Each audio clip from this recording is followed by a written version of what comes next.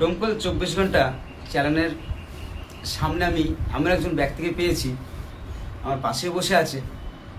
তো ওনার পরিচয়টা আমি দিব না, আমরা ওনার কাছ থেকে জেনে নেওয়ার চেষ্টা করব।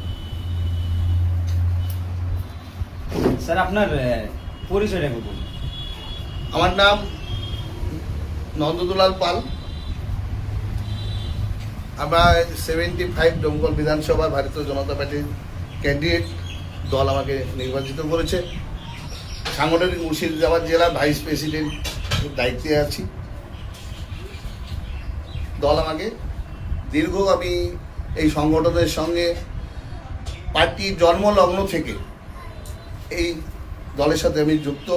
দেখুন, ডোমকল সবসময়তে একটা অন্যরকম ভাবনা চিন্তা মানুষের মধ্যে থাকে যে এখানে বিজেপির ক্যান্ডিডেট, এখানে বিজেপি মানেই মানুষের মাথার মধ্যে একটা বিরোধীরা ঢুকিয়ে দিয়েছে বিজেপি মানেই হিন্দু। এটা বিরোধীরা ঢুকাতে ওরা পেরেছে, আর আমরা হয়তো সেইটাকে তাদের ভিতর থেকে বার করতে পারিনি। তো সেই জন্য এবার যে আমি প্রার্থী হয়েছি, ডোমকলে আমি মানব বন্ধন চাই, কারণ জাতিভেদ আমি চাই না। ডোমকলের সমস্ত মানুষ একটা জায়গায় সুষ্ঠুভাবে থাকবে, সুষ্ঠুভাবে বসবাস করবে, সকলের উন্নয়ন হবে, মিলেমিশে আমরা থাকব। এই বার্তা নিয়ে আমি ডোমকলবাসীর কাছে যাব। আমি একজন সাধারণ মানুষ, এই সাধারণ মানুষকে আপনারা একটু যদি সহযোগিতা করে এগিয়ে দেন, আমি অসাধারণ কাজ করার একটা চেষ্টা করব।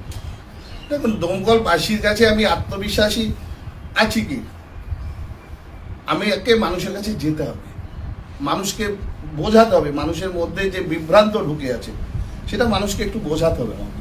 তো কনভার্ট যদি আমি ঠিকমতো মানুষের সাথে করতে পারি, আর প্রচারটা যদি আমার ঠিকমতো হয়, তাহলে আমি আশাবাদী আমি জিততেও পারি, কন্টেস্ট একটা বিশাল দিতে পারি। দেখুন, প্রথম কথা হচ্ছে আমি কোনো প্রভাবশালী ব্যক্তি নয় যে কারোর সাথে আমার সেই রকম খুব খারাপ ব্যবহার আছে। আমি কোনো মানুষের সাথে ঝুট ঝামেলা অশান্তি আজ পর্যন্ত কারোর সাথে জড়াইনি। আমি সাধারণ মানুষ, সাধারণভাবে মানুষের সাথে কথাবার্তা বলি, আমি মানুষের কাছে মিশতে ভালোবাসি। আজকে হুমায়ুন কবির যেটা এসেছে, এটা তৃণমূলের ভিতরে একটা অন্তর্দ্বন্দ্ব আছে। এই অন্তর্দ্বন্দ্বের কারণে এখানে হুমায়ুন কবির প্রার্থী হয়েছে।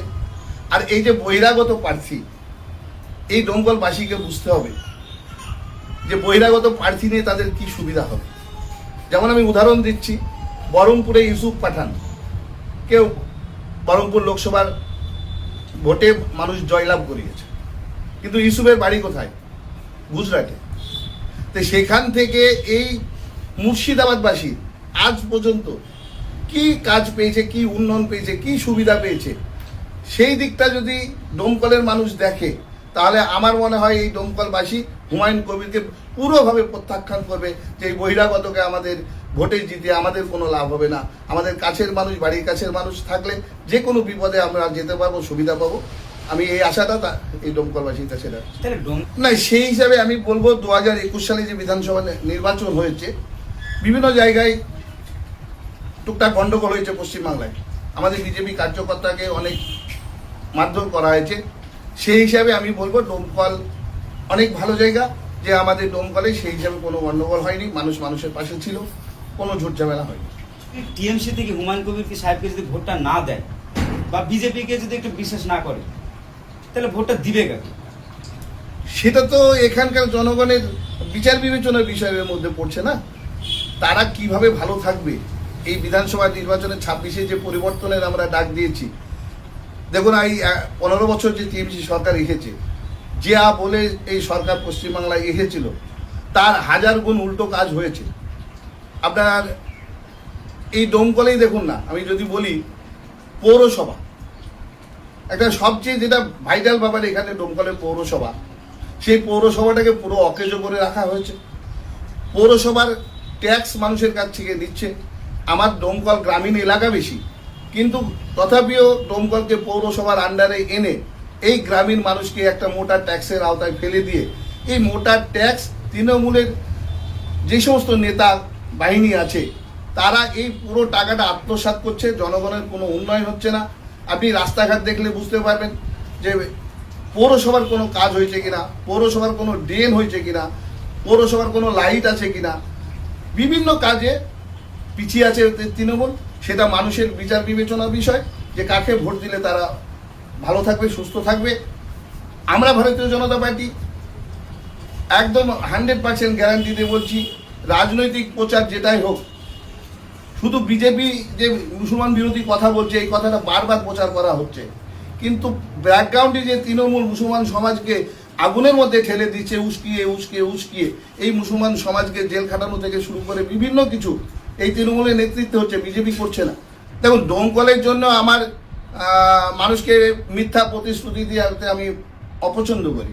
আমি মিথ্যা কোনো কাজ করি না, মিথ্যা আমি সহ্য করতে পারি না, আমি মিথ্যা বলিও না।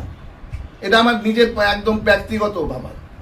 তো সেখানে আমি দমকলবাসীর জন্য, যদি আমার সরকার 26-এ ক্ষমতায় আসছে, আর যদি এসেও যায়, আর আমাকে যদি মানুষ ভালোভাবে এখানে ভোট দিয়ে এগিয়ে নিয়ে যায়, তাহলে দমকলের জন্য আমার প্রথম 3টে কাজ থাকবে। সেটা হচ্ছে, সবচেয়ে প্রথম হচ্ছে স্বাস্থ্য ব্যবস্থা। স্বাস্থ্য ব্যবস্থা আজকে আমাদের দমকল বিধানসভায় যে মাল্টি স্পেশালিস্ট হসপিটাল তৈরি করা হয়েছে, আপনারা নিশ্চয়ই সাংবাদিকতা করছেন, বিভিন্ন খবর আপনারা জানেন, কিন্তু আপনারা হয়তো বলতে পারেন না। হাসপাতাল দালাল রাজ চলছে, হাসপাতালে গরিব মানুষের কোনো স্থান নেই, গরিব মানুষের সুস্থ চিকিৎসা হয় না, সরকারি কোনো সুযোগ সুবিধা গরিব মানুষ পায় না। দমকলের আশেপাশে বিভিন্ন নার্সিংহোম বুঝিয়ে উঠেছে। কিসের কারণে? কারণ এই ডাক্তারদের সাথে তাদের যে সংযোগ আছে, একটু কিছু হলে তাদেরকে রেফার করে হয় মেডিকেলে পাঠাও, না হলে যে কোনো নার্সিংহোমকে পাঠাও। আমি চাই প্রথম স্বাস্থ্য ব্যবস্থাকে উন্নয়ন করা, গরিব মানুষ যাতে পুরোপুরিভাবে চিকিৎসা ব্যবস্থা ভালো পায় বিনা পয়সায়, তার ব্যবস্থা করা।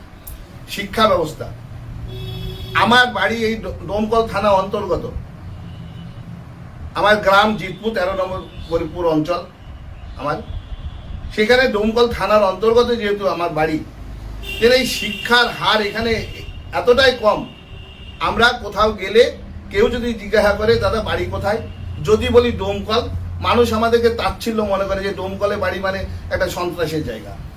তাই আমি দমকলবাসীকে আশ্বস্ত করতে চাই যে শিক্ষার দিক থেকে যদি আমি এগিয়ে নিয়ে যেতে পারি, সন্ত্রাস যাতে মুক্ত হয়, শিক্ষা থাকলে সব কিছু দূরীকরণ হবে। শিক্ষার অভাবে মানুষ অনেক কিছু ভুল কাজ করে, তাই শিক্ষা আমি অনেক ডেভেলপ করব শিক্ষার জন্য। এখানে ভালো কলেজ নেই, সেখানে কলেজ করার চেষ্টা করব।